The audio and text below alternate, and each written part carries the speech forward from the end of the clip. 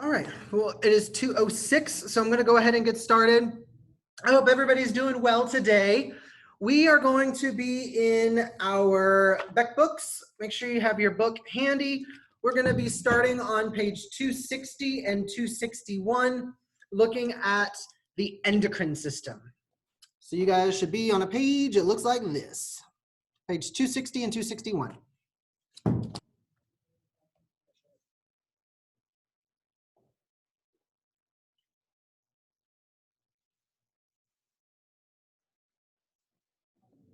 All right, so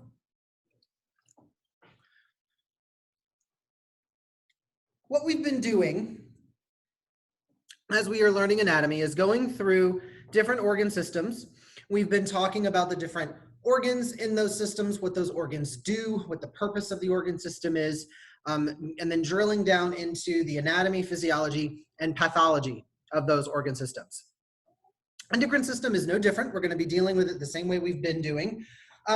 But the endocrine system, I feel, is one of the lesser known organ systems. It's not one that many people are very familiar with, probably because there are no major organs that we associate with the endocrine system. You know, when you think about the circulatory system, right away you think about the heart. If you think about respiratory system, right away you think about the lungs. Stomach for digestive, brain for nervous. If I say endocrine system, we may not really have anything really strong in our minds about what organ would associate with this. Another challenge for the endocrine system is what we are looking at is various glands in the body. And there are probably a dozen different glands. Each gland produces unique chemicals, which we call hormones. And each of these hormones is going to go on to have a variety of different effects. So some hormones, when released into the bloodstream, will trigger some other gland to produce a different hormone, or trigger a different gland to produce less of a certain hormone. These can create very complicated chemical chain reactions in the body that lead to a lot of different things. Everything from growth and development. So if you think about all the changes that happen during puberty and adolescence, that is all endocrine system. Growth, body hair, changing of your voice, development of the sexual organs, change of your body shape, right? The tall, broad-shouldered male, the hourglass figure of a woman. The changes that hormones create cause skeletons to mineralize. So adding mineral to the skeleton or pulling minerals out of the skeleton. Hormones are used during pregnancy. Hormones are used during stress, right? We talked about the stress response. We've talked about fight or flight. So we have talked about the stress hormones, adrenaline and cortisol. So the endocrine system is a very kind of decentralized system. There isn't one gland that does a thing. There are multiple glands throughout the body, and each gland has a list of different hormones that it produces, and those hormones will go on to have different effects in the body. Now, the study of the endocrine system is called endocrinology. This is actually one of the more difficult specialties in medicine. Endocrinologists have their work cut out for them. It is a very difficult field. For our purposes as massage therapists, we just need to have a general overview of the system. If somebody has a severe endocrine disorder, there's really nothing we can do about it. So we didn't spend a lot of time on the respiratory system. We're not going to spend a whole lot of time on the endocrine system, but there are some major things that we need to know about it. So we do need to be able to name the major endocrine glands. We need to know the chief hormones that each of those glands will produce, and we need to know a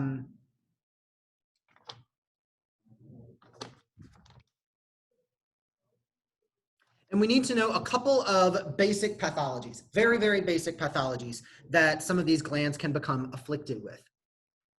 So to get started, again, we are on page 260 in your Beck book.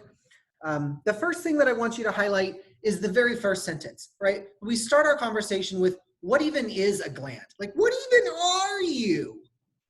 A gland is a specialized organ, and they vary in size and function. The circulatory and nervous systems will interact closely with glands. The glands act as chemical factories. They have the ability to remove certain constituents from blood and then transform those parts into a specialized secretion. Now, I know that you guys did not do integumentary system with me. When we do the integumentary system, when we talk about the skin, we talk about the chief functions of the skin. One of those functions was secretion and excretion.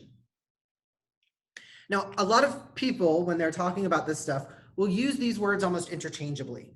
These are not the same thing. Secretion and excretion are separate processes. When we talk about secretion, we are talking about the release of some chemical that is made by the organ that serves some kind of purpose or function. So secretions are done for a reason. Excretions, on the other hand, are the process of getting rid of wastes, right? Waste products. So things that the body excretes would be urine, feces, carbon dioxide. Waste products. They are toxic. We can't use them. We got to get them out. Secretions, by contrast, are released because they will have some kind of effect in the body or for the body. So things that are secreted would be things like sebum, right? The oil on your skin. We secrete hormones. We secrete digestive juices, pancreatic juices, bile. These things are not waste products. They are useful products that the body uses. So that is the chief difference. When we talk about the endocrine system, we are talking exclusively about secretion. We are not using any kind of waste product. So, moving on, remove certain constituents from the blood to produce specialized secretions. Start highlighting here. I will tell you when to stop. There are two main classifications of glands: eccrine and endocrine. Eccrine glands, or duct glands, possess tubes or ducts leading from the gland to a particular part of the body, such as a sweat gland. So when we did the skin, remember you had this curled, coiled portion, right? This was, I don't know if you guys remember, this was called the fundus, but the coiled portion, which produces the material, it is then transported up a tube, right? In medicine, the fancy word we use for tube is duct, but at the end of the day, it is just a tube. We send this secretion through a tube to the outer opening, the pore. And now the sweat is sitting on the surface of the skin. Eccrine. Did I say eccrine? I totally said eccrine. I misspoke. Exocrine. I apologize.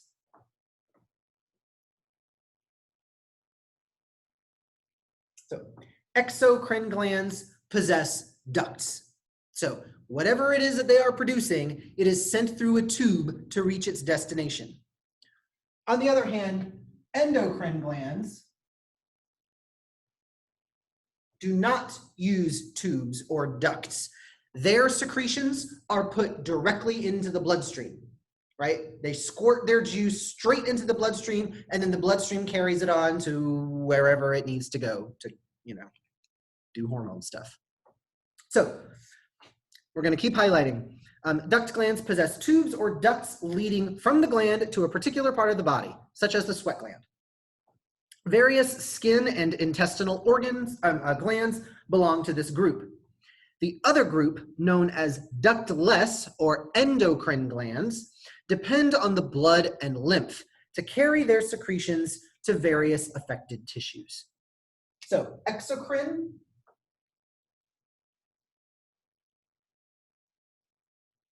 has ducts or tubes.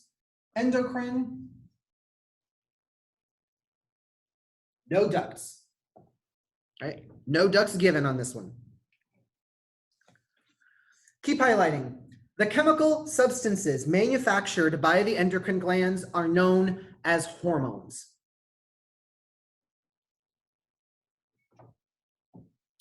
Hormones, sometimes referred to as the body's chemical messengers, are specialized so that they act on specific tissues called target organs. You can kind of stop highlighting there, or they influence certain processes of the body.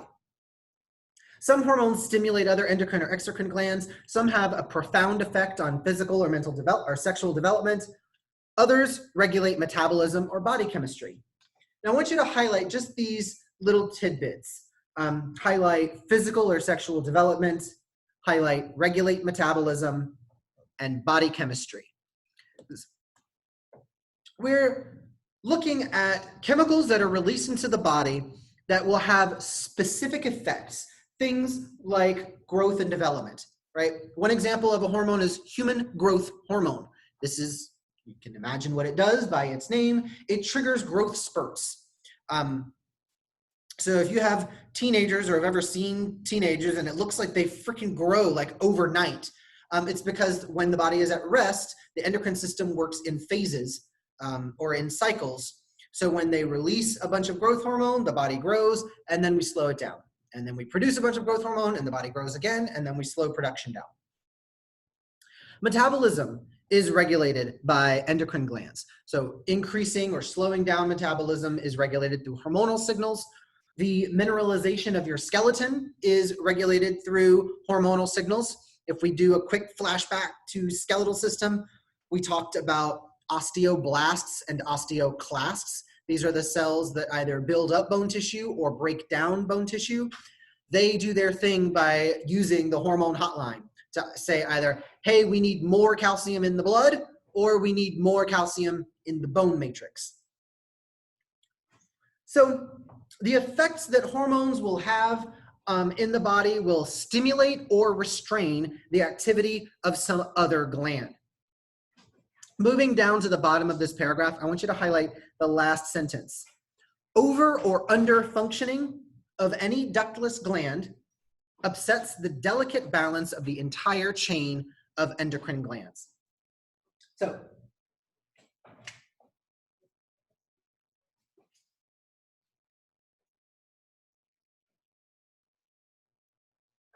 here's my little scales. Because the endocrine system has to remain perfectly in balance. If we overproduce one hormone, it will cause something else to crash. If we underproduce a hormone, it will cause something else to crash. Everything has to be in perfect balance. Remember, homeostasis is always the name of the game in the human body. We've always got to maintain this delicate balance. So some of the important endocrine organs. Pituitary.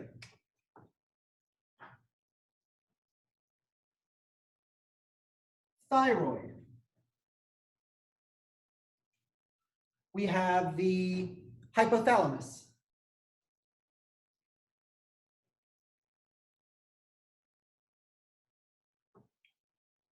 We have the parathyroid.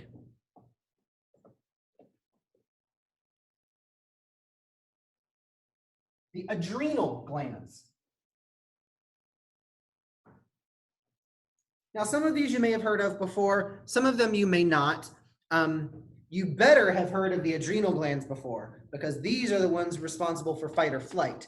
So I know way in the beginning when we talked about the stress response, the adrenal glands are those little yellow pyramid-shaped glands. We have one sitting on top of each kidney. They are the ones that release the stress hormones, adrenaline and cortisol, triggering the fight or flight response.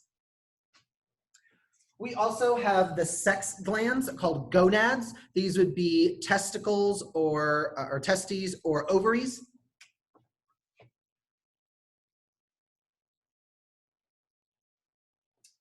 And finally, we have the pancreas.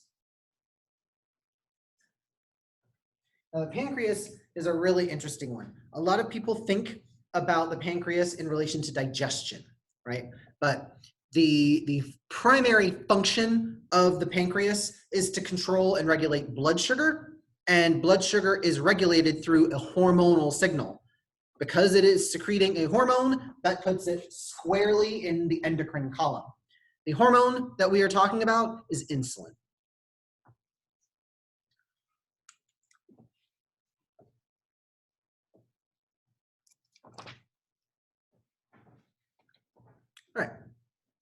We're going to move on to the next page. There is a table that I do want to talk about, but I don't want to jump into that right now. I'm going to come back to it. So we're going to move on ahead to the next page, page 262.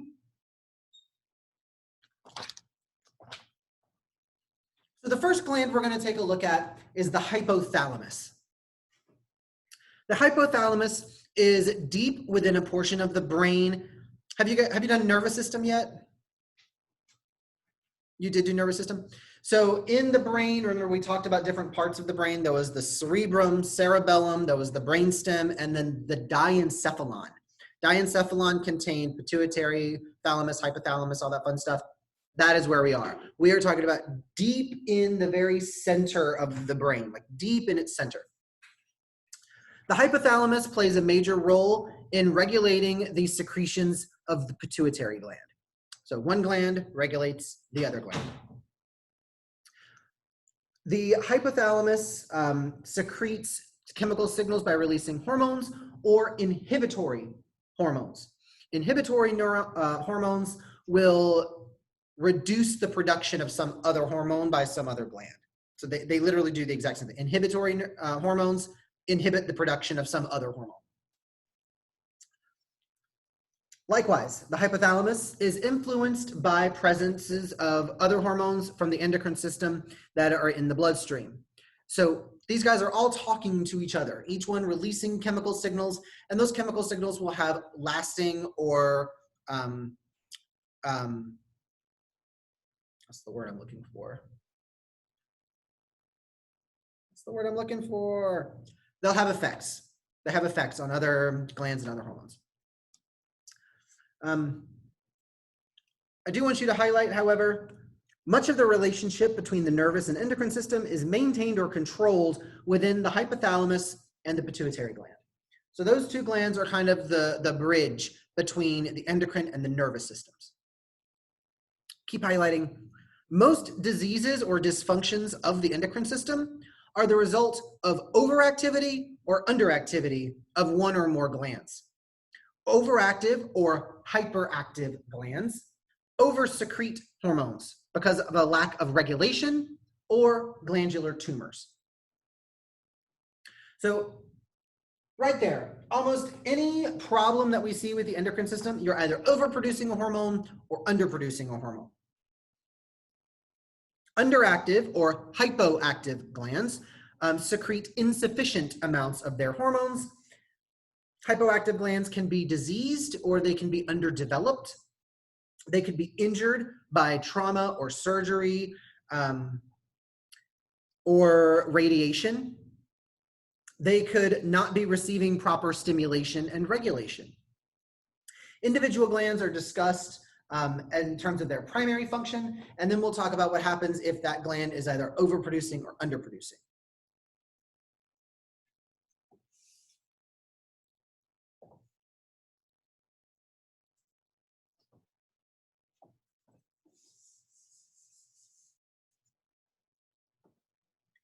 Okay, so the first one we are going to take a look at is the pituitary gland. Pituitary gland is a very well-known gland. It is found right in the center of the brain, right between your eyes, about 3 inches or so posterior to the eye, right in the center. Start highlighting for me. The pituitary gland is a small gland about the size of a cherry that produces several hormones that regulate many body processes. The pituitary gland is located in a depression of the sphenoid bone called the sella turcica. The sella turcica. That word is Latin. It translates to Turkish saddle, like a saddle that was made in Turkey, Turkish saddle. It sits just behind the point where the optic nerves cross. The pituitary gland is often called the master gland because many of its hormones the hormones that it secretes stimulate or regulate other endocrine glands.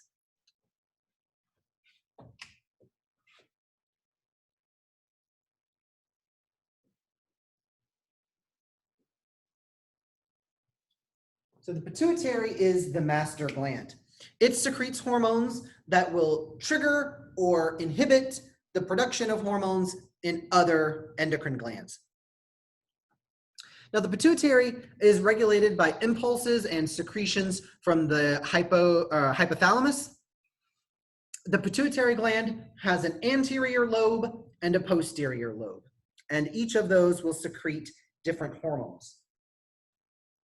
So when you think about anterior and posterior lobes, right, this thing hangs kind of like one of those little punching bags that you see boxers working on.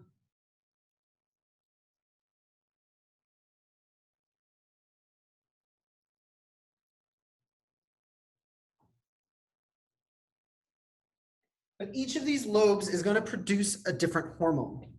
So the anterior lobe will produce the following: somatropic or growth hormone. This is going to do exactly what the name is implying. Growth hormone stimulates the growth of bones, muscles, and organs.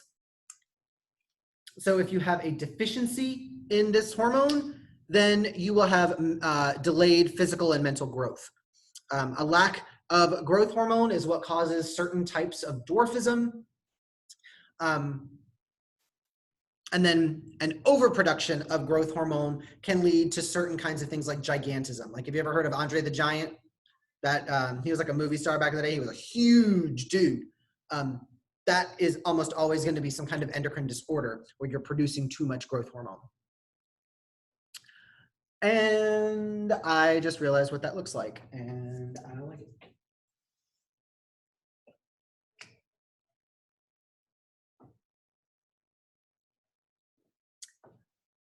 That looks a lot better. The next hormone that we see secreted from the pituitary gland is thyroid stimulating hormone. Now, I will give you 3 guesses as to what thyroid stimulating hormone will do.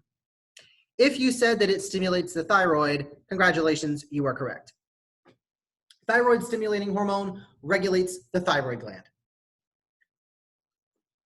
Next, we have adrenocorticotropic hormone, or ACTH. Adrenocorticotropic hormone stimulates the adrenal cortex. Now, we're going to be using words like cortex and medulla a lot in the endocrine system. Now, I want to make sure that we've got a solid understanding of what these words mean, because it's one of those words that in medicine, a lot of times you just throw them out there without ever putting any context or a definition on it. So we're just calling anything we want. Oh, that's a cortex. This is a cortex. You're a cortex. I'm a cortex. This is a specific word that has a particular meaning. So in order to visualize what I'm trying to get at, think about a fruit, like an orange or a grape, right? A grape is a pretty good example. So you have the main part of the fruit, which is the meat of the fruit, the part that we eat. And then around the fruit, we have the skin. Now, on a grape, the skin is edible. On an orange, we usually peel the skin off, right? So the outer covering of the fruit, the skin of the fruit, is what we would call the cortex. The inner portion, right, the meat of the fruit, would be the medulla.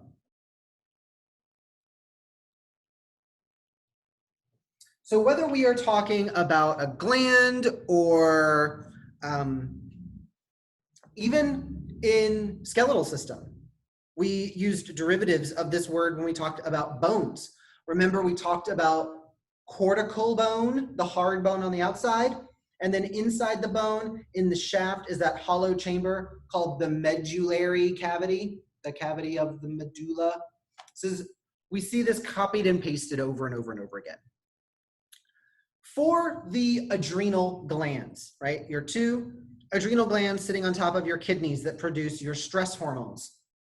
These adrenal glands are built up the same way. You have the medulla, and it is wrapped in a cortex. The medulla and the cortex each produce different hormones. So when we are looking at adrenocorticotropic hormone, or ACTH, Adreno tells me what gland we are looking at. It is affecting the adrenal glands. Well, what part of the adrenal glands? The cortex. The adrenal cortex, the outer layer of the adrenal gland. Tropic means affecting. It's going to have some kind of effect on it. So to go back to the first one we talked about, we called growth hormone somatropic hormone. Soma means body. Tropic means regulating or affecting. So somatropic hormone is body affecting hormone. It's a growth hormone. Adrenocorticotropic hormone controls the cortex of the adrenal glands. These are going to be related to stress hormones. You're going to be looking at either cortisol or adrenaline. Good stuff. Cortex and medulla, those words are thrown out a lot, and they never really define them or give you any context as to what they mean. Now, moving forward, if you see cortex or cortical, you know it's going to be an outer layer, right? An outer covering. A medulla is going to be something that is found within the covering. The next hormone on our list to look at is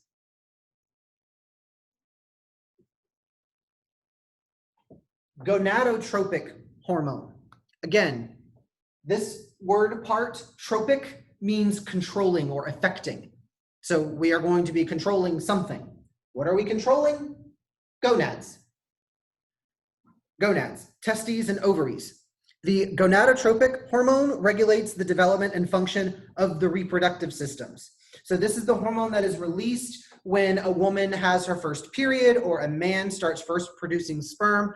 Gonadotropic hormones initiates the production of sex cells. Remember, a woman is born with all the eggs she will ever need, but they don't start becoming fertile until they are exposed to gonadotropic hormone. Then the ovary will produce one fertile egg every 28 days.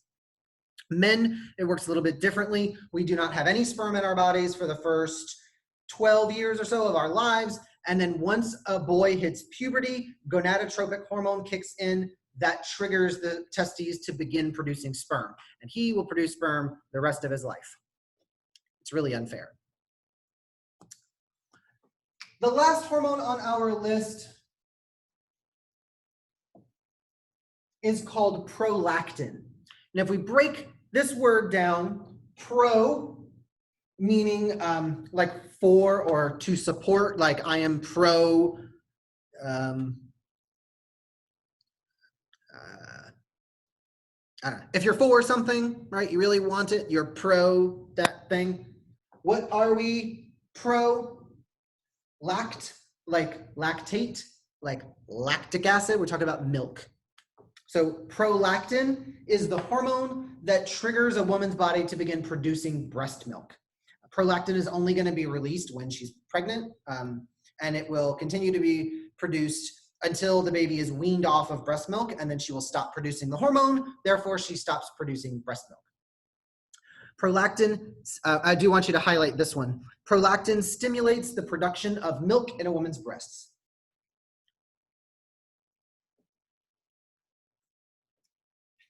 So, quick recap. Growth hormone, thyroid stimulating hormone, ACTH or adrenocorticotropic hormone, gonadotropic hormones, and prolactin. All of these are produced by the anterior lobe of the pituitary. Okay, only the anterior lobe.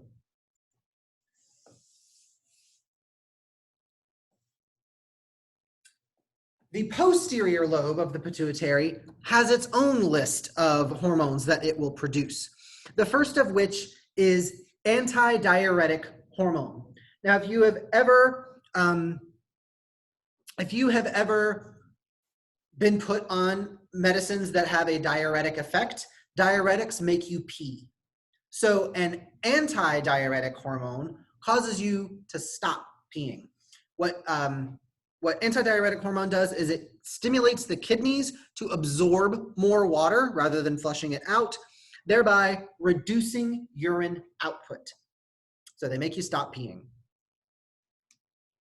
Highlight the next one, oxytocin. Oxytocin causes the uterus to contract during and after childbirth, and it causes the letdown of breast milk. So prolactin triggers the creation of breast milk. Oxytocin triggers the letdown of milk for you to start actually releasing the milk. Oxytocin, they kind of call it the love hormone because oxytocin is released in large quantities when women bond with their newborn babies. It is produced whenever you see or hug or kiss your spouse or your pet or family members. Oxytocin is a hormone that is greatly associated with feelings of love and attachment.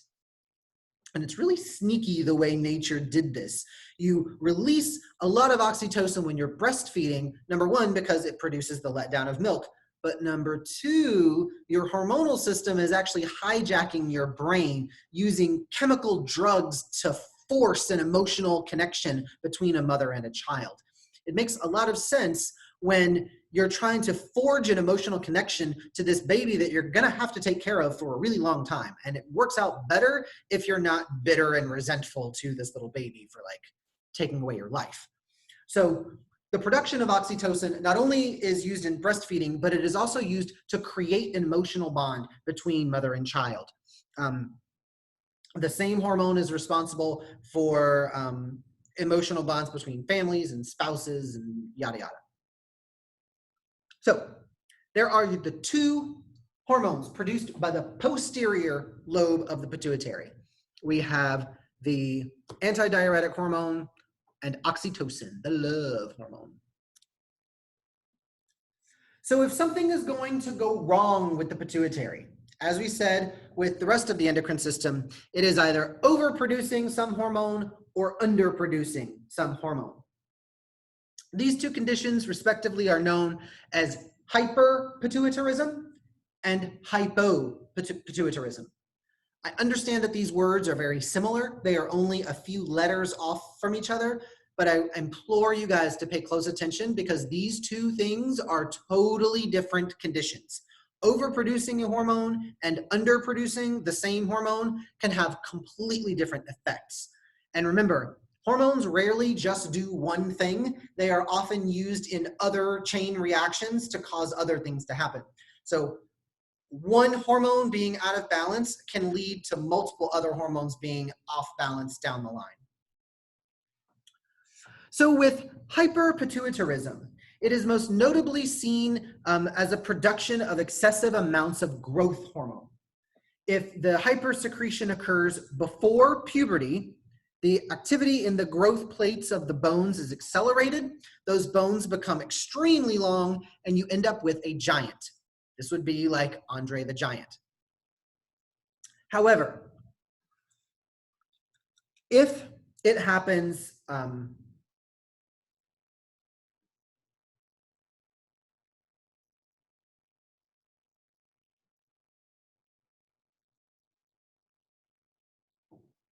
wait, I lost my place. I'm sorry, I lost my place. If the hypersecretion of growth hormones happens before puberty, before your skeleton is well developed, then those bones just keep on growing. And that person just gets really tall. You end up with a giant. This condition is known as giantism.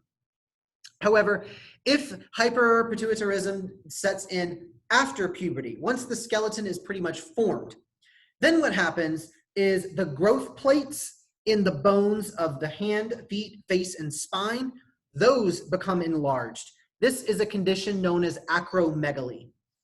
It causes like really large ears and noses. The hands and feet get really big, but the rest of the body generally stays about the same size. There will be some excessive growth in soft tissues like the lips and the nose, and the lower jaw protrudes.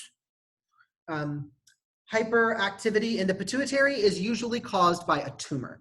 So the solution for this problem is either radiation treatment to shrink the tumor, or in some cases surgery where they go in and they remove the tumor off of the pituitary. That would correct the imbalance.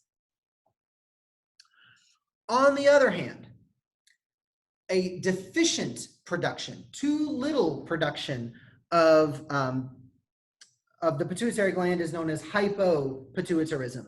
This could be an inadequate stimulation coming from the hypothalamus, or this could be caused by the destruction of the pituitary gland. Since the secretions of that pituitary gland regulate or stimulate other endocrine glands, hypopituitarism can inhibit the actions of other target glands. This can have a wide variety of effects on body functions, things like blood pressure, reproduction, growth, and a failure to thrive, which is generally a term for they can't really do anything. They're just tired all the time, depending on which hormones are deficient. So again, there is no one condition of hypothyroidism. It depends on which hormone is being undersecreted and what effects that hormone is going to have in the body. So each case could be a little bit different. All right.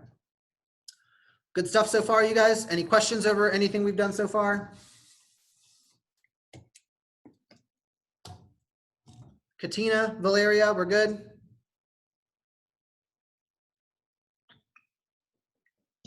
Yep, good. They gave me a little toy house and a little.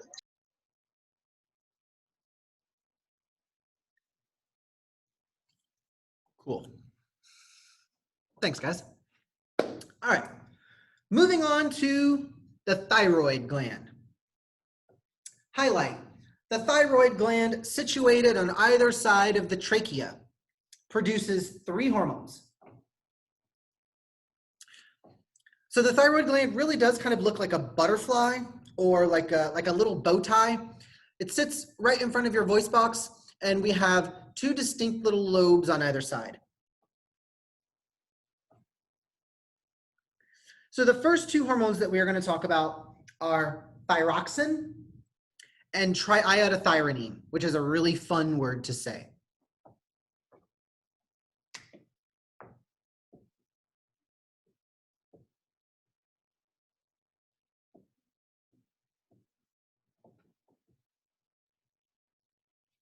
Triiodothyronine. Triiodothyronine. Triiodothyronine. That one is a fun one. So, thyroxine and triiodothyronine, we often abbreviate to T3, so we can just call it T3. Thyroxine and T3 both stimulate the metabolic rate of the body. Thyroid hormones regulate the cellular consumption of oxygen and therefore the production of heat and energy in body tissues. So if we have plenty of this hormone, we can burn plenty of oxygen and produce plenty of energy. The proper manufacture of these hormones requires adequate iodine in the blood. See where we're going with this? Iodine. Now, if you do not have proper iodine, you could develop a condition called goiter. Back in the early 1900s, or the 1920s or so, goiters were considered a public health crisis. There were a lot of people that were developing them. A goiter causes a huge lump swelling in the throat. It's almost like someone swallowed a baseball and it got stuck. It's like a very large, prominent swelling right in the front of your throat. It can cause all kinds of health issues, but the way that we decided to treat this condition is by making sure that everyone is getting adequate amounts of iodine. How did we do this? We added it into table salt.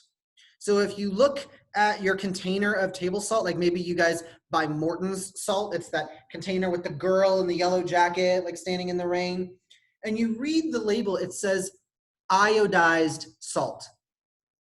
We have added iodine into the salt. You don't need a lot of iodine at all. The little bit that you do need, if you're consuming iodized salt, you're getting enough iodine to prevent any issues happening with your thyroid gland.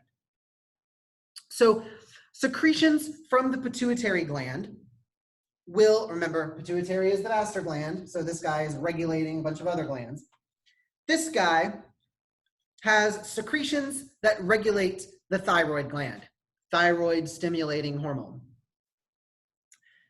This will stimulate the thyroid to produce thyroxine, which is then secreted directly into the bloodstream. When there is an adequate level of thyroxine in the blood, the pituitary stops releasing TSH into the blood.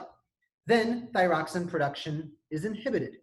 So we've got a constant balance with the pituitary producing TSH, the thyroid producing thyroxine.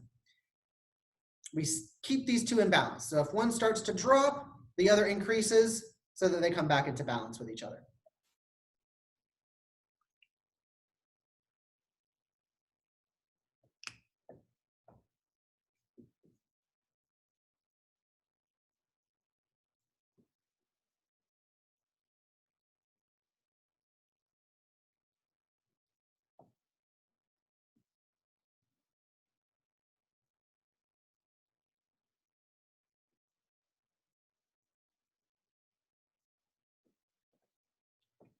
The last hormone that is produced by the thyroid is called calcitonin. And this first part, calci, if it sounds like calcium, you are on the right track. Calcitonin regulates the amount of calcium that is in the bloodstream. So if we needed calcium, let me pause right there real quick. There are two main places that your body must have calcium. First and foremost, probably the first one we think about, bones. Bones need calcium to mineralize and become hard. So calcitonin is used to regulate the amount of calcium that is deposited into the bone matrix. But there is another place that we need to have calcium present, and that is in the muscles. When you guys covered the muscular system and you talked about the chemistry of muscle contraction, remember, the thing that triggers the whole event of muscle contraction is the presence of calcium. We have to use the calcium to buy off the bodyguards, right? The, oh God, what were their names? Troponin and tropomyosin. The troponin and the tropomyosin that are guarding the active binding sites on the myosin and where the actin really wants to bind to. We have to have free calcium available for the muscles in order to trigger muscle contractions. But we can't have free calcium for the muscles if we don't have enough calcium in the blood. Well, where do we get calcium in the blood? We pull it from the bone matrix. So we've got a constant battle where we have to keep things balanced. We need enough mineral in the bone, but we also need enough free calcium in the blood in order to fuel muscle contractions. Calcitonin is one of the hormones that your body uses to regulate the blood calcium balance. If there is too much calcium in the blood, we put it in the bone matrix. If there is not enough calcium in the blood, we will pull calcium from the bone matrix and put it into the bloodstream. So, highlight, please. The thyroid also produces calcitonin, a hormone that is antagonistic to the parathyroid hormone and helps to control the calcium level in the blood.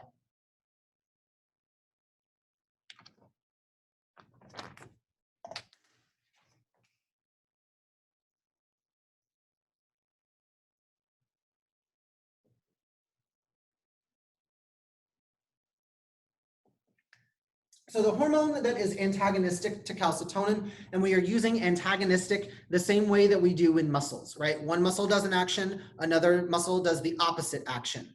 We've got the same relationship going on. Calcitonin triggers the, I would have to look it up to be precise about which one does what, but one of these pulls calcium from the bone and puts it into the blood.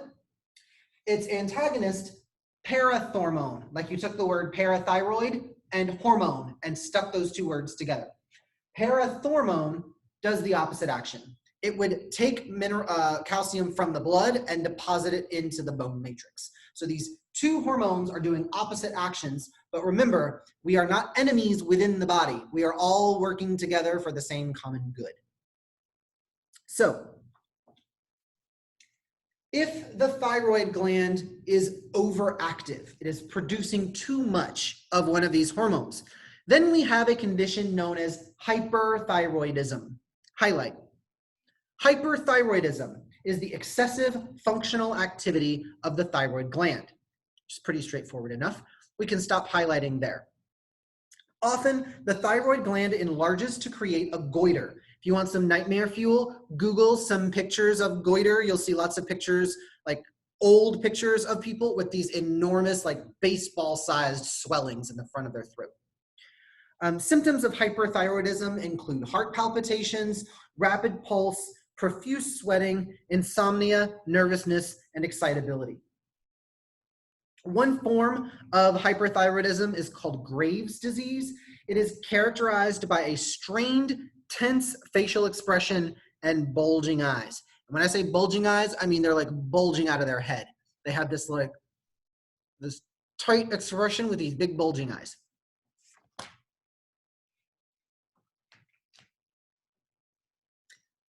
Next page, all the way at the top, we're going to continue highlighting.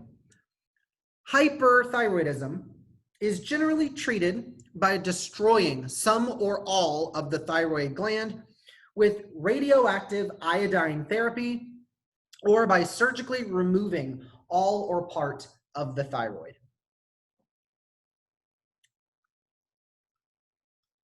We're going to keep right on highlighting.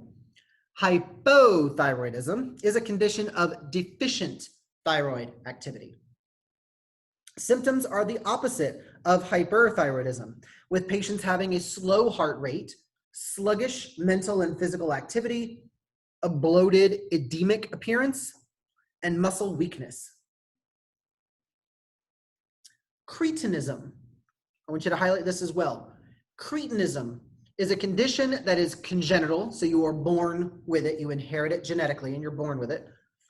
Congenital hypothyroidism caused by an error in fetal development, which the thyroid fails to develop or is underactive. Now, thyroxine is essential to physical and mental health and development, and lack of it in young children results in a dwarfed stature with intellectual disabilities. This is where the word comes from, cretin. Ever heard of someone calling another person a cretin like it's an insult? A person afflicted with cretinism is very short and their mental abilities are challenged. They are not very intelligent. Again, this is a congenital disorder, right? So you're just born with an underactive thyroid gland. So someone afflicted with that disease was called a cretin. Because cretins are small and rather dumb, the word was taken as an insult. It wasn't originally intended that way. It was intended as a diagnosis. But we see that a lot, especially with the mental health words. Words like idiot, words like moron, these used to be diagnostic terms. They described a certain kind of mental condition. They soon just became, just derogatory words that people would use, so they fell out of favor. Another example, more modern, is the R word. I don't use this lightly, but the word retard was originally meant to describe somebody with a mental retardation. Suddenly people just started using the word retard like it was an insult. So the mental health community has moved away from using that word in lieu of something like intellectually disabled or mentally challenged or something along those lines. So the word cretin was kind of one of the first examples of these medical diagnostic words that became a popular insult. Moving swiftly along. The parathyroid glands are a pair of glands that are attached or affixed to the thyroid gland. I'm trying to give you a little illustration here. So we said your thyroid gland is kind of a butterfly-shaped gland, or it's shaped kind of like a bow tie sitting on your throat. On the lobes of the thyroid gland are two smaller glands. These are the parathyroids. So these are much smaller and they are attached to the thyroid. The parathyroid glands, there are two pairs situated on each lobe and behind the thyroid. They produce parathormone. Parathormone regulates the blood level of calcium. Highlight this. When the blood calcium is low, the parathyroid secretes parathormone, which stimulates the activity of the osteoclasts in the bones. Thus, calcium from the bones is released and absorbed into the blood.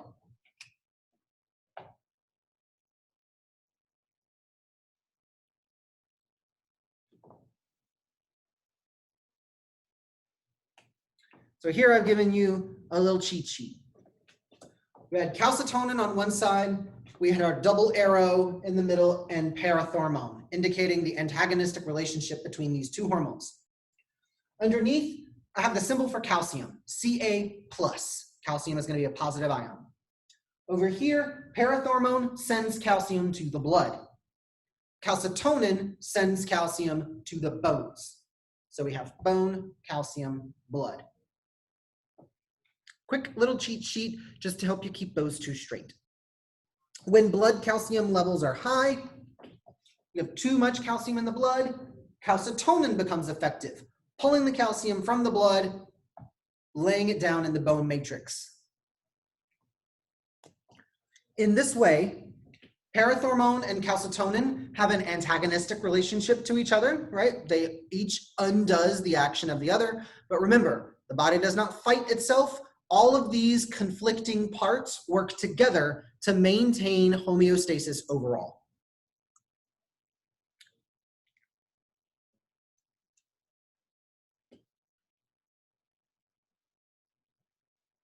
So, if you haven't already started picking up the little pattern we got going on here, if the parathyroid gland has some kind of disease, it will most likely be overproducing something or underproducing something. If we are overproducing something, you are diagnosed with hyperparathyroidism. Highlight for me, please. Hyperparathyroidism causes a loss of calcium from the bones and excessive excretion of calcium and phosphorus from the kidneys. The bones become brittle and prone to fracture, and there is a tendency toward kidney stones and disease. So, parathormone is pulling calcium from the bones and putting it into the blood. Guys, your muscles can only use so much calcium. So after a while, you will end up with too much calcium in the bloodstream. The way your body will deal with this is by filtering the calcium in the kidneys and then urinating the calcium away. The problem is you're getting rid of calcium, like it's leaving your body and it's not being replenished. So all the calcium that was pulled out of your bones, well, now your bones are left without what they need. The bones become brittle, they're more prone to fracture. Also, since the kidneys are having to work to filter out calcium and phosphorus, which are minerals, right? They are not fluid substances, these are minerals. As they are being filtered through the kidneys, just like a pool filter or a strainer or something like that, or a colander, the minerals start to build up within the kidneys and it forms kidney stones. So this leads you more prone to kidney stones and kidney infections.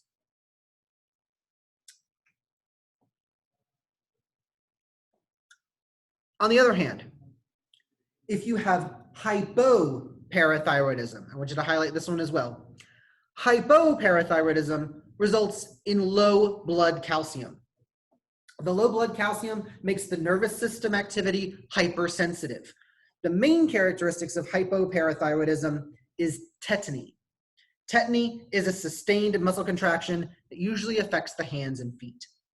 So, if you do not have enough parathormone in the blood, parathormone in your blood, then your calcium is being overly deposited into the bone matrix. So good news, your bones are like super strong and hard and resilient, but remember, we needed calcium in other places besides the bones, right? Calcium was required for muscle contraction. Calcium is also used in the conduction of nerve signals. So if you have, if you don't have enough blood calcium, the ability for the nerves to send signals becomes impaired, nerves become overly sensitive, and suddenly they're sending the signal to muscles to contract, and that signal comes out way too much. so the muscles stay contracted. This prolonged muscle contraction is known as tetany.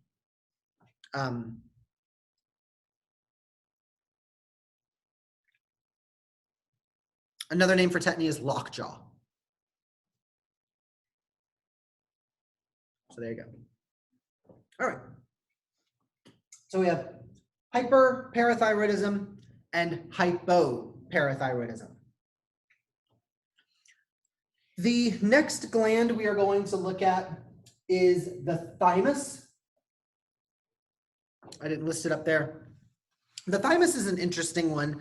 It is situated posterior to the sternum and anterior to the heart. So it's between the heart and sternum, so it's right in the center of your chest. It is not active until puberty, so it just sits there in your chest looking beautiful until you hit puberty. And then it starts to become an immune-related organ. After a while into adulthood, it will start to diminish.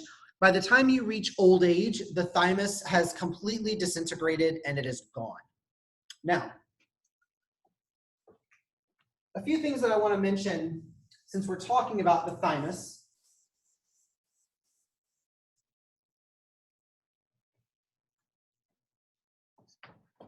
We've mentioned the thymus in another section, and I feel like we probably breezed over it if we even explained it at all. But when I say that the thymus is an immune-related organ, when we talked about the immune system, we talked about two main types of immune cells. Those were B cells and T cells. B cells, the B stands for bone. It tells you where these cells grew up. Where did they go to school to learn how to do their jobs, right? B cells grew up in bone marrow. T cells grew up in the thymus. Yeah, this thymus right here.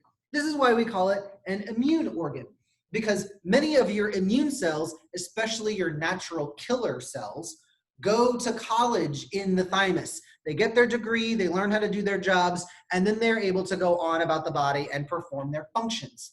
So if you remember the bit about T cells from the immune system, then you are already somewhat familiar with what your thymus is doing for you.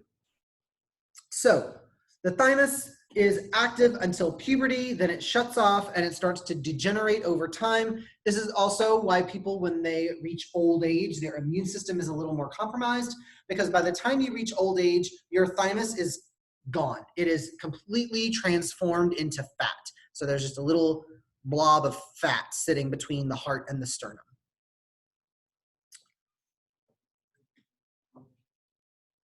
So the thymus produces several related hormones that are essential in developing and maintaining our immune system.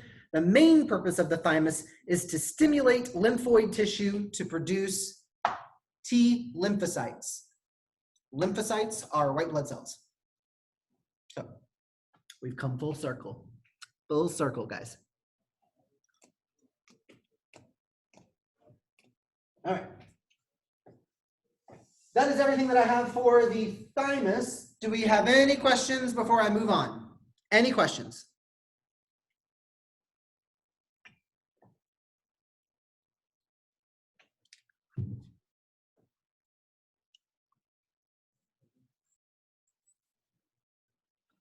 All righty then.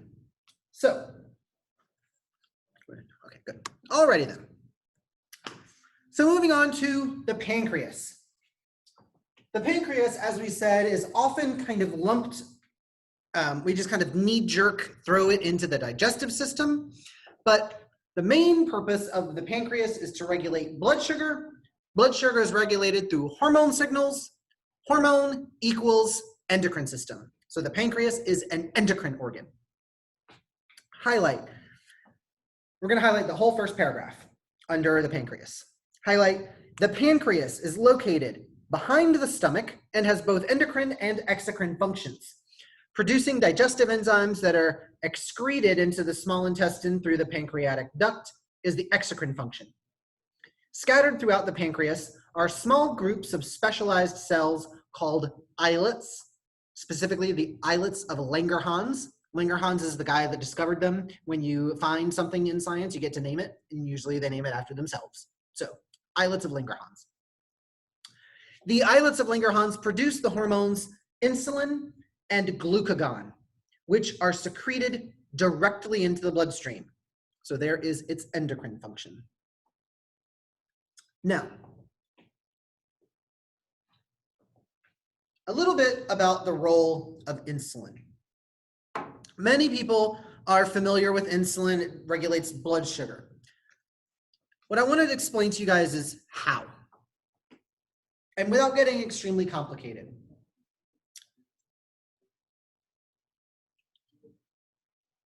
So all of you in my audience right now, you're all women. So maybe you don't understand this. Maybe you will.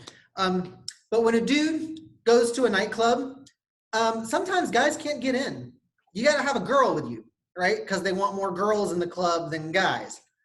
So if the bouncer won't let a guy in, I go and I grab a girl and I bring a nice, beautiful woman on my arm, and suddenly you're right past the line. Oh, velvet rope's gone. Suddenly you're, escorted right into the club. Your cells, when you eat a lot of sugar, the sugar is just like every other nutrient, it is put into the bloodstream. Cells cannot accept in sugar by itself. They can't just take in sugar, just like the club won't just take in a dude. Sugar has to be accompanied by a hormone in order to unlock the receptors on the cell membrane to allow the sugar to be transported into the cell. So, just like a dude trying to get into the nightclub, you can't get in without a woman. Sugar cannot get into a cell without insulin. So, what happens when your pancreas does not produce insulin? If your pancreas does not produce insulin, you are diagnosed with a condition known as diabetes mellitus. Diabetes mellitus, also known as type 1 diabetes, also known as juvenile diabetes. It is called juvenile diabetes because it is often diagnosed in childhood. Diabetes mellitus, highlight, is a condition caused by decreased output of insulin by the pancreatic islets. When insulin is deficient, blood glucose is elevated. I'm going to pause right here. Blood sugar is elevated because if the dudes can't get into the club, guess who ends up waiting outside the club? Dudes. So if the sugar cannot be taken into the cell, guess where the sugar stays? In the bloodstream. So now your blood sugar is too high. Continue highlighting. Blood glucose is elevated, and the glucose is not transported across the cell membrane. So there is not enough glucose in the cells for proper cell metabolism. So because we left all the sugar hanging outside the club on the street, there is not enough sugar in the cell for the cell to do its jobs. So because the glucose is not being used, the blood glucose remains high, and the glucose will be discharged or filtered by the kidneys into the urine. Glucose in the urine is one of the diagnostic signs of diabetes. That is one of the ways they will diagnose you. They will take a urine sample, they will run it through a urinalysis. It will say there is a really high amount of sugar in the blood. If you have too much sugar in your blood, that means it's not making its way into the cells, which means you have diabetes. So, diabetes type 1, juvenile diabetes,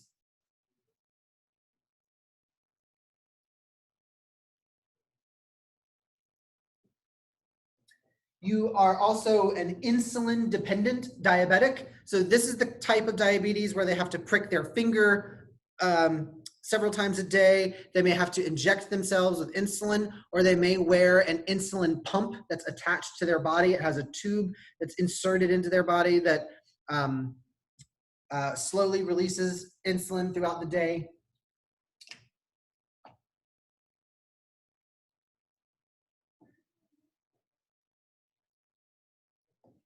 One of the leading causes of type 1 diabetes is that it is an autoimmune disease. So for whatever reason, the immune system decides that those islets of Langerhans are the enemy. The immune system starts attacking them. And while they are under attack, they cannot produce insulin. So you are now insulin dependent. We do not have a cure for type 1 diabetes. If you have type 1 diabetes, we can treat it through supplementing your insulin, checking your blood sugar regularly, watching what you eat so you don't spike your blood sugar levels, but there is no way we can cure this disease. Now, if type 1 is caused by a lack of production of insulin, type 2 is caused by an overproduction of insulin. So we have the exact opposite problem with type 2. We are producing way too much insulin. This is known as type 2 diabetes, also known as adult onset diabetes, because this disease is usually diagnosed around middle age. Somewhere around the age of 40 to 45 is when most people get diagnosed with this. However, in America, we are seeing type 2 diabetes being diagnosed in younger and younger people. It used to be unheard of that someone in their 20s was diagnosed with type 2. Now we are seeing teenagers being diagnosed with type 2. It has a lot to do with our crappy American diet and our aversion to exercise. So,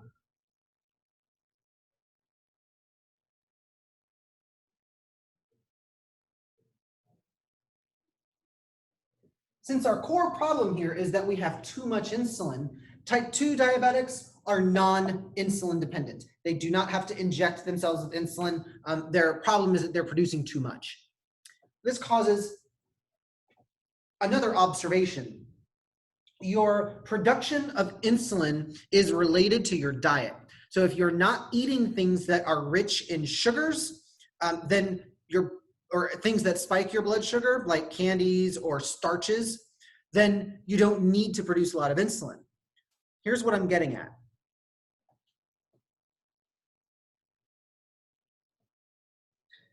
Type 2 diabetes is related to lifestyle. It is dietary related, it is exercise related. If you are eating a lot of sugar and you are not moving your body to burn all of the calories that you're consuming, then the sugar that you're eating spikes your blood pressure. I'm sorry, not your blood pressure, your insulin levels. I'm sorry. The sugar that you're eating spikes your insulin levels. Like any other substance that is put into your body, you will develop a tolerance to it. So the next time it takes a little more insulin, and then a little more, and then a little more, and then a little more. So as you prolong this diet, it is steadily taking you more and more insulin to get all of that sugar absorbed into the cells. This is the problem. Now, since it is lifestyle related, this condition can be reversible. By undergoing diet and lifestyle changes, you can slowly lower your production of insulin, and as you taper off the insulin, you lower your body's tolerance. So adult onset or type 2 diabetes is reversible in a lot of cases by making certain lifestyle changes. Type 1 diabetes, on the other hand, it's autoimmune. There is nothing we can do to fix it. You are insulin dependent, but this one you are born with. This is an inborn disorder. Type 2 diabetes is an acquired disorder. You develop type 2 over time. Type 1, you are born with. So,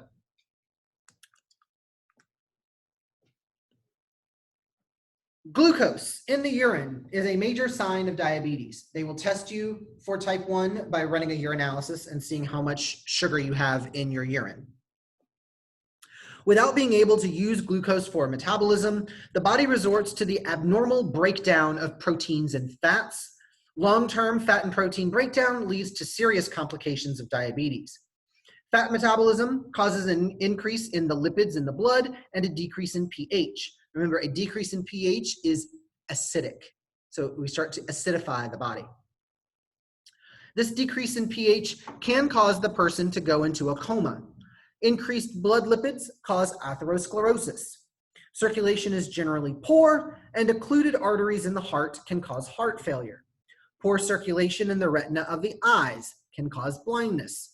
Vascular disorders in the legs result in poor healing and often gangrene, which sometimes leads to amputation, which is why a lot of diabetics have to have their feet and calves amputated.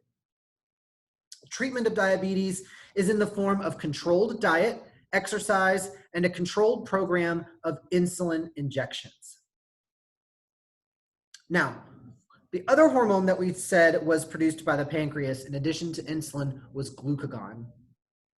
Glucagon is also produced by the islets of Langerhans, and it has an effect that is antagonistic, or the opposite of insulin. When the glucose level in the blood is low, glucagon acts to convert glycogen, which is stored in the liver, and transforms it into glucose, which is the sugar that we need, thereby increasing the glucose level in the blood. So, there has been Dave's daily recap of the differences between type 1 and type 2 diabetes.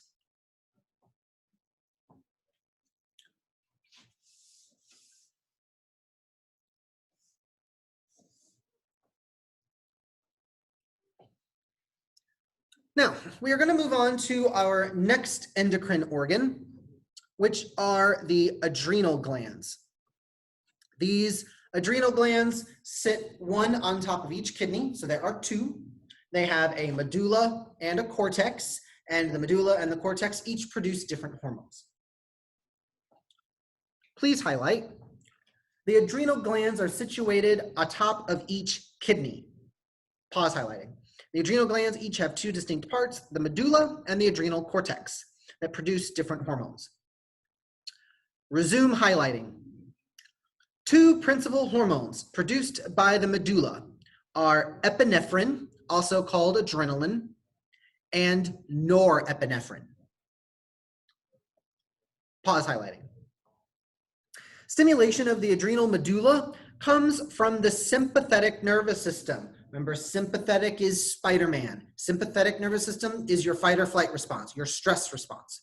So when you get stressed, right, and you feel that racing in your heart and you feel your stomach sink and your throat tightens up, your adrenal hormones are being stimulated. Specifically the adrenal medulla, the core part. The actions of adrenaline and norepinephrine cause a similar effect throughout the body as direct stimulation to the organs by the sympathetic nervous system. Known as the fight or flight hormones, they cause the bronchioles to dilate, heart rate to increase, blood pressure to elevate, and glycogen to convert into glucose, flooding the bloodstream and preparing the muscles to do an extraordinary amount of work to respond to any emergency situation. So when your adrenal medulla is stimulated, it triggers fight or flight and all of the physiological changes that go along with fight or flight. Highlight. The adrenal cortex produces a group of hormones called corticosteroids. Again, that first part, cortico, is relating or linking you to the cortex, where they are made, the adrenal cortex. Corticosteroids are steroids made by the cortex. Pause highlighting. More than 30 different steroids have been identified. One group, called the mineralocorticoids, affects the extracellular electrolytes, especially sodium and potassium, which again, you guys, are minerals. So the corticosteroids that affect minerals are the mineralocorticoids. Potassium, sodium, we would be talking about chlorine, we would be talking about calcium. The most important of these is aldosterone. Aldosterone regulates the sodium-potassium balance in the extracellular fluid, which is the fluid outside the cell, like between the separate cells, and in the blood. In the absence of mineralocorticoid secretions, potassium levels increase, sodium levels fall, and the volume of blood decreases. Without the administration of aldosterone or mineralocorticoid therapy, the patient would go into shock and die in a matter of days. You actually would die because you didn't have enough blood in your body. So your blood pressure would drop drastically. There is another group called the glucocorticoids, which affect carbohydrate, protein, and fat metabolism. The body produces increased levels of these hormones in response to stress. So I want you to highlight this. The most important steroid of this group is cortisol. This is one we have heard about before, or should have heard about before. Cortisol is also known as hydrocortisone. These hormones have the ability to repress or resolve conditions of inflammation and enhance the rate of healing for damaged tissue. Stop highlighting there. So, if cortisol is also known as hydrocortisone, where have I heard that word hydrocortisone before? Well, if you've ever had an allergic skin reaction and you go get some hydrocortisone cream, that is what is going on. Cortisol is an anti-inflammatory. So if you apply this steroid onto swollen tissue like allergic reacted skin, it will reduce inflammation. There we go.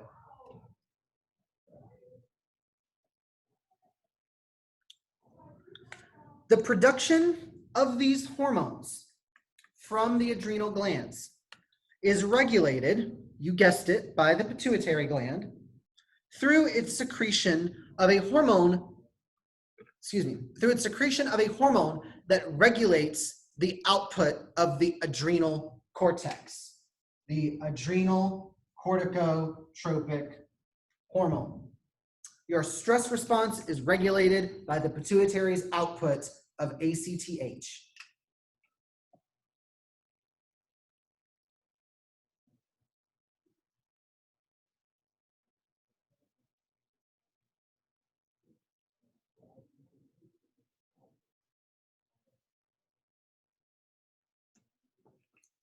ACTH, adrenocorticotropic hormone.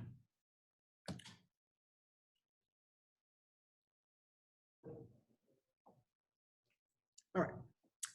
We are coming into the lead stretch, you guys. We are almost done. We are going to pick up on page 266, hyperadrenalism. So we're still talking about the adrenal glands here. And as we have seen before, we are either going to be overproducing a hormone or underproducing a hormone. Hyperadrenalism is the overproduction of the adrenal hormones from the adrenal glands, and then they are released into the bloodstream. The effects and symptoms of hyperadrenalism depend on which hormones are secreted in excess.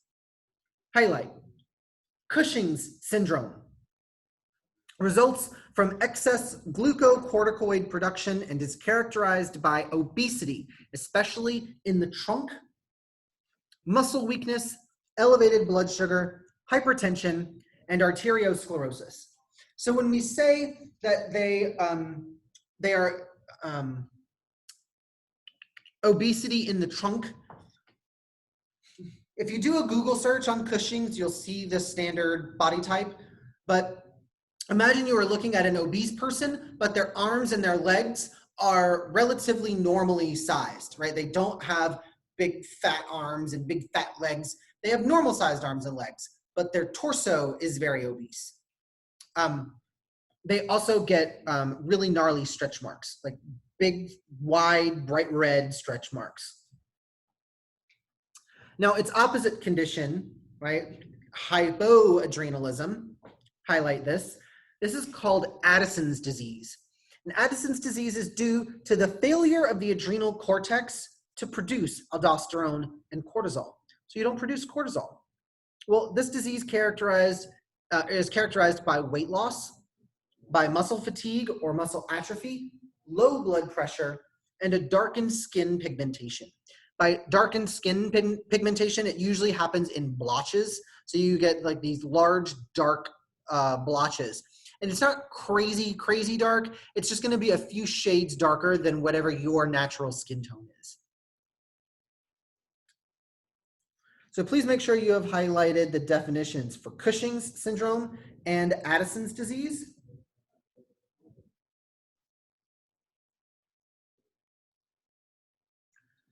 And moving on to the last glands we're going to look at are the sex glands, the gonads. The sex glands are both duct and ductless glands. The male and female glands manufacture the reproductive cells and the sex hormones that are required for fertility and reproduction. In men, the gland is the testes. The hormone is testosterone. This is a potent androgen. An androgen is a male hormone, right? Just like an estrogen is a female hormone, male hormones are called androgens. It is a potent androgen that is primarily responsible for the development of the reproductive structures. Another function involves the development of secondary sexual characteristics. Secondary sex characteristics are body hair, deep voice, broad shoulders. In women, the hormones are estrogen and progesterone. These are produced in the female sex gland, the ovaries. In women, estrogen nearly parallels the actions of testosterone regarding the development of secondary sexual characteristics. So for females, secondary sex characteristics are, again, the growth of body hair, the change in body shape, like the narrowing of the waist and the widening of the hips, as well as the development of breast tissue. Estrogen also regulates the development of the reproductive organs, the mammary glands, and menstruation. When a woman becomes pregnant, the placenta will assume a kind of an endocrine role, a minor endocrine role, by producing small amounts of estrogen, progesterone, and chorionic gonadotropin, which helps keep the uterus receptive to the fetus and the placenta during pregnancy. If it didn't produce those hormones, then your immune system would go ham trying to attack the invader that's now growing in your body. So by producing and releasing small amounts of those hormones, it's enough to kind of put on like a cloaking device or distract the immune system so that the pregnancy is left to continue on unabated. So on page 266 in the margin, I want you to make sure that you have highlighted basically all of those words: Cushing's syndrome, testes, testosterone, estrogen, progesterone, and ovaries.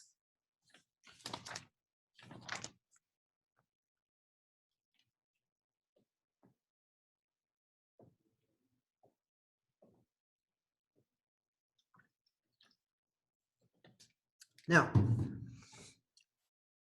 we only have one more thing that I want to cover before we call class for the day.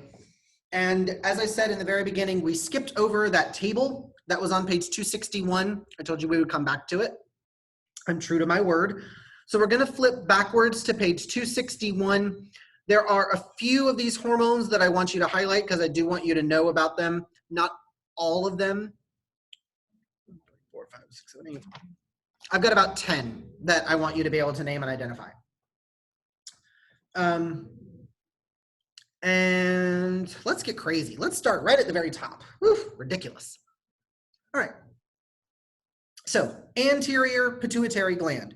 There are 2 hormones that I want you to highlight. Number 1, ACTH, adrenocorticotropin. I want you to highlight the name of the hormone. I also want you to highlight its functions. I also need you to know where it is produced. And since it says anterior pituitary, I need you to know that as well. It is the anterior, not posterior. Anterior pituitary, highlight adrenocorticotropin. Its function is to stimulate the adrenal cortex to produce cortical hormones. It aids in protecting the body in stress situations like injury or pain. The second hormone I want you to highlight is TSH, thyroid stimulating hormone. It stimulates the thyroid to produce thyroxine.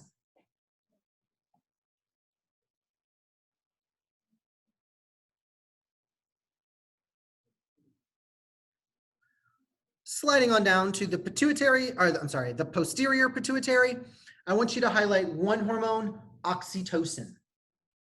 Oxytocin causes the contraction of muscle of the pregnant uterus. This is the hormone that is released that triggers contractions, like labor contractions.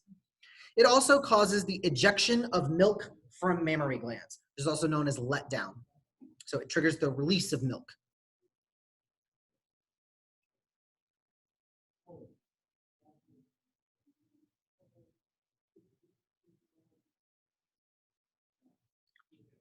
The next one we have, I want you to highlight under the adrenal cortex, the first hormone, cortisol.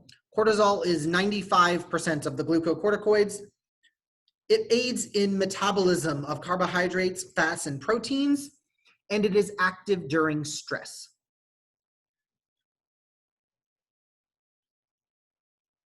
Now, when it says aids in the metabolism, let me be clear with what is actually going on. When we talked about the fight or flight response, you will remember that we said when the body goes into fight or flight mode, the blood is shunted out to the skeletal muscles, the organs are left without a lot of blood, so digestion virtually stops. What do we do with all the food that's in our belly when we stop digesting it? We transform it into fat and we store it. So when we say that cortisol aids in metabolism, what we are saying is it aids in the transfer of your food into fat. So someone who lives a life that is very, very stressed out, you notice they tend to be obese or overweight. Cortisol, as a stress hormone, is responsible for the depositing of a lot of fat, particularly the belly fat, right? I'm like pushing it out. So all that extra belly fat, that is all cortisol. So, well, mostly cortisol. So cortisol is responsible for a lot of the belly fat.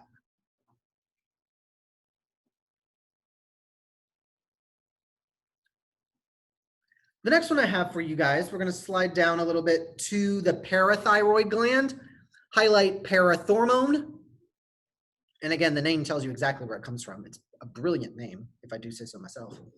Parathormone regulates the exchange of calcium between the blood and bones. It increases the calcium level in the blood. So it puts calcium into the bloodstream.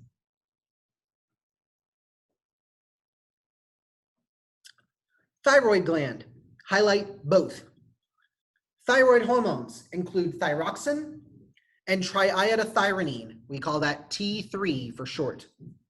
These hormones increase the metabolic rate, influencing both physical and mental activities required for normal growth. We have to have these hormones in the right proportions for proper growth and development. I also want you to highlight calcitonin. Calcitonin decreases the calcium level in the blood. Where does that calcium go if it's being removed from the blood? It's being deposited into the bone matrix.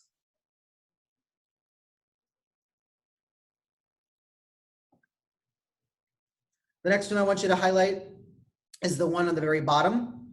Progesterone stimulates the development of the secretory parts of mammary glands, prepares the uterine lining for implantation of a fertilized ovum, aids in maintaining pregnancy.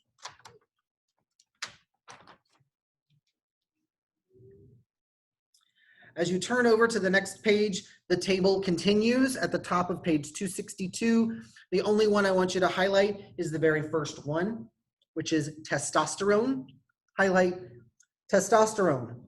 Stimulates growth and development of sexual organs, plus development of secondary sexual characteristics such as hair growth on the body and face, the deepening of the voice, stimulates maturation of sperm cells.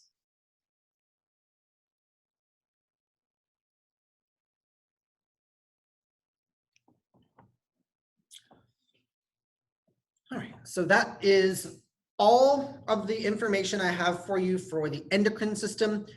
There are some activities on MindTap for endocrine system that I want you guys to complete. There are crash course videos linked that I want you guys to watch.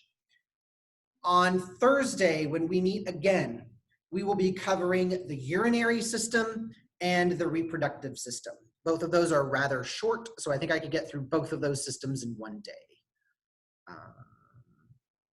Yeah. So that is all the information that I have for you guys today. Before we close for the day, I want to offer up one more opportunity. Does anybody have any questions over anything that we have gone over today? I don't have a question about what we did today, but is there more work? Did you put more work in there? Because yesterday it was only like, I think I only had like 4 or 5 assignments or something like that. Yeah, those 4 or 5 quizzes is that's all I have. There's a lot of readings and videos to watch. So if you're looking at the calendar view and it's just showing you the assignments you have to complete, it's just gonna be like 5 quizzes. But if you go into the outline view and you look at everything that's there, there's a lot of videos and readings and stuff, and I do want you to watch those, but I just don't have a lot of stuff, so. Okay, that's fine. I'll get you something next week if you want to be that busy. She's like, no. But again, just like always, if you complete everything that I'm putting out for you guys to do, you'll get all the credit for last week, for the week. But I do just want to just throw this little tidbit out there. Endocrine system will be on the MBLEX. So don't do yourself a disservice just rushing through it. Take the time to really study it and learn this information, because you will see it on the MBLEX, I promise you. Good stuff. Any other questions?